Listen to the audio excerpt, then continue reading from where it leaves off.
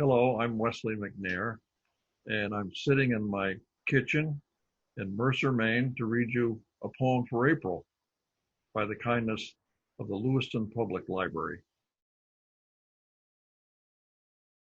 But before I start, the library has encouraged me to tell you the news that I have a brand new collection of poetry, my 10th, out just this month and available at all the normal places, your local bookstore.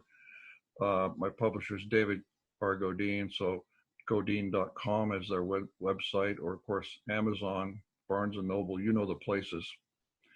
And the book, I think, has an interesting cover. So I'm going to save that cover, the surprise of it, for the very end of this poem when you'll see it. And I'm hoping that maybe that cover will intrigue you.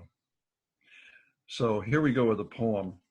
It's called Getting Lost, and it's about, what can I say? It's about my long marriage to my wife, Diane, but it's also about another woman. So, getting lost. I'm not proud of it, but I couldn't resist Serena, the British woman on my GPS, who understood I had better things to do while driving than to think about what I was doing, and who had the most charming difficulty with her R's. I went everywhere with her. Making each turn, she whispered with that lisp of hers into my ear as I watched the man she had made of me on my GPS TV, a superhero in a blue car, taking on the tangle of roads that tumbled out of the horizon until Diane, my wife and former navigator, who couldn't match Serena's expertise, not to mention her modest compliance, began to resent her. This is true. She says rump instead of ramp, Diane remarked, as I made another perfect exit off the thruway.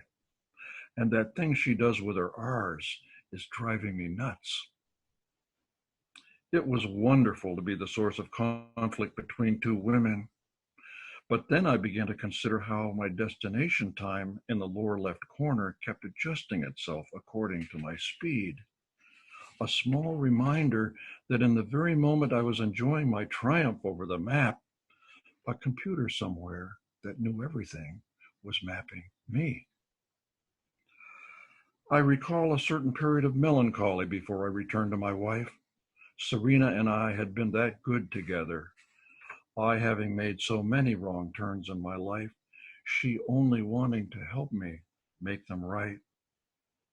Yet I couldn't stop longing for, of all things, the fights Diane and I once had about the urgency of finding our way, and the seductive thought of ending up beside some forgotten field among cows on a dwindling road that didn't even exist on the ragged copy of the known world she held in her lap,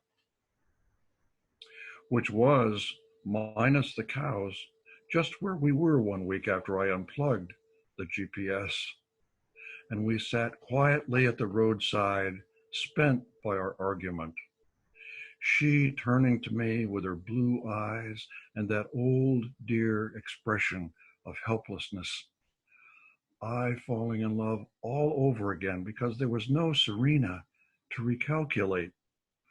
Only the two of us together once more, getting lost. And now to the book.